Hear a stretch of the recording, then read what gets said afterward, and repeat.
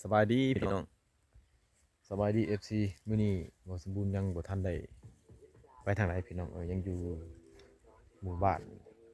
คุ้มของตะลั่วอีกเป็นบ้านหนึ่งอีกพี่น้องที่มันขึ้นกับคุ้มตะลั่วอันนี้ก็เป็นบ้านที่ว่าใหญ่กว่าบ้าน3หลังเมื่อก่อนนั่นเด้อพี่น้องที่ว่าพี่น้องเขาเลาะเบิ่งกัน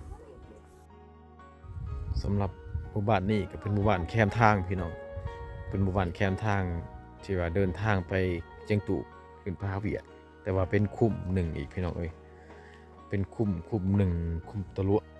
ที่ว่ามันขึ้นเป็นบ้านใหญ่กับบ้านตะลั่วนะพี่น้องบ้านตะลั่วก็เป็นบ้านที่ว่าอยู่กับ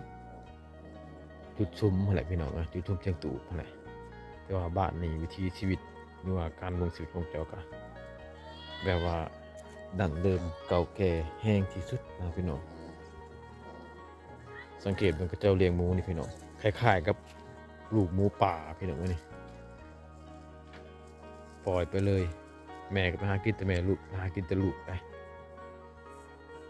มื้อนี้ก็อากาศก็เย็นแน่พี่น้องเข้ามาใกล้เวียดเท่าไรยับเข้ามาเขตมอเวียดเท่าไรแห้งอากาศแห้งหนาวขึ้นพี่น้องไล่อากาศเข้ามาตั้งแต่เซโปนเข้ามานี่ก็ถือว่าอยากรุดลงในพี่น้องแต่เซโปนอุณหภูมิ30มาฮอดลาดหออุณหภูมิ28แล้วมาฮอดบ้านน้ำโทนอุณหภูมิ26นะพี่น้องมาฮอดผาบังอุณหภูมิ22องศาถามมาฮอดเจียงตุอุณหภูมิ18องศาแต่มาฮอดบ้านนี้พี่น้องคุมบ้านตะลั่วบ้านหน่อยบ้านนี้นะอุณหภูมิ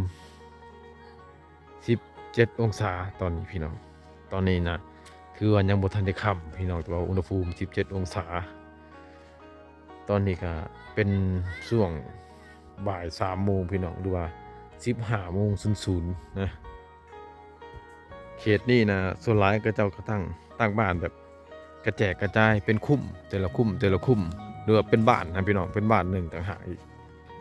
คันว่าจัดประเภทเรื่องอากาศดีนี่ถือว่าเขตนี้ถือว่าติดอันดับต้นๆของแขวงสะหวรรณเขตเลยพี่น้องอากาศดีอากาศเย็นตลอดปีสำหรับการใส่ชีวิตก็ใส่แบบดั้งเดิมแห้งพี่น้องถือว่าแต่ละมื้อนี่นะผู้หญิงเขนี่สลายจะเฮ็ดเวียกหนักอย่างได้พี่น้องตำเข่านี่ทุกมื้อเลยทำเข่าเลยนะเพราะว่ากระเจ้าบุมีหงสีนะพี่น้องคือบ้านนี่ฮะไฟกันยังบ่ทันได้เข้าพี่น้องบุมีล็อกไฟยายเลยบุมีล็อกไฟหรือก็สัญญาณโทรศัพท์กับบุมีบ้านพี่น้องทุกมื้อกระเจ้าต้องเลยตำเข่าบ่นี่ล่ะอยู่พุ่นบ่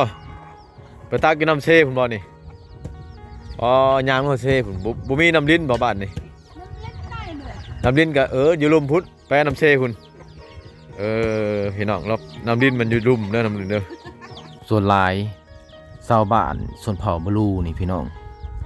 ประเภทผู้ชายนะก็เจ้าจะบอกคอยเอาเมียแบบว่าคนลาวหรือว่าส่วนเผ่าอื่นมาปนได้พี่น้องได้แต่ถ้าเป็นผู้หญิงนะส่วนหลายก็จะสร้างครอบครัวกับส่วนเผ่าอื่นหลายกว่าพี่น้องเพราะว่าก็เจ้าฮู้ว่าส่วนเผ่าบลูนี่นะเมื่อได้เป็นไผ่ของเขตนี้แล้วนะเวียกงานทุกเวียกนะก็เจ้าจัดนักก็เพศทรายในพี่น้องเลยเพราะว่าไผ่ของชนเผ่าบลูนี่ตื่นเช้ามากก็ต้องได้ตำเขา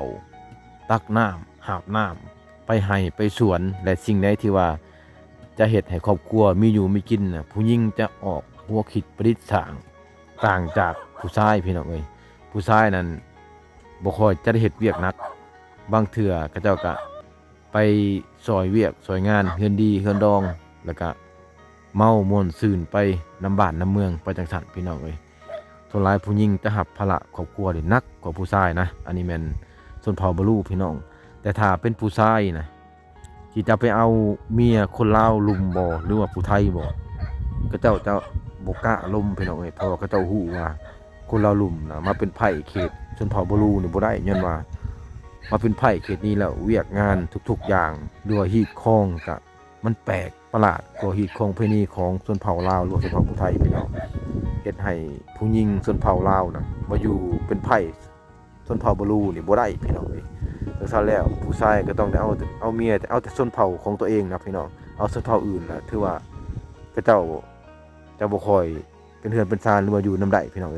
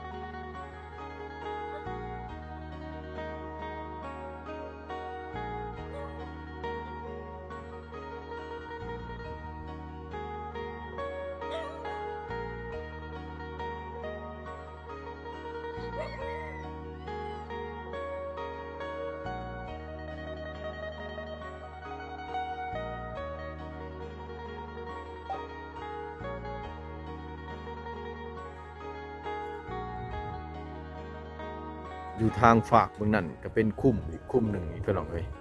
ที่ว่าคุ้นขึ้นกับคุ้มตะลุคือกันละพี่น้องมันจะเป็น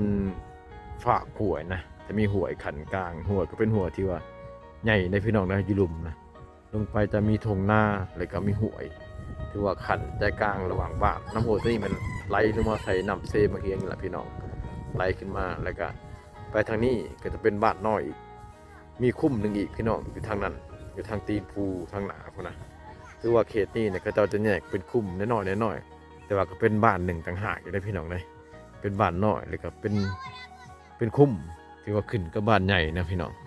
มาเบิ่งความสูงระหว่างบ้านกับเส้นทางนี่พี่น้องนี่อันนี้เป็นหลังคาเรือนนี่ลงยับมาทางนี้นี่พี่น้องก็เป็นเส้นทางเห็นปะเส้นทางตัวนี้ทางเที่ยวนี่พี่น้องเส้นทางเที่ยวไปเขตจุดทุมเชียงตูบเป็นละพี่น้องแต่ข้านี่ไปหาจุดทุมเชียงตูบกะลักกลัวลักปลายพี่น้องอันนี้มันจะเป็นเส้นทางยาวไปเลยทางนั้นพี่น้องเส้นทางเรียบไปตามภูนะขันมาจุดทางหนาก็จะเป็นเส้นทางโค้งระหว่างบ้านออกไปใส่เมืองเซโปนเนอะพี่น้องเด้อ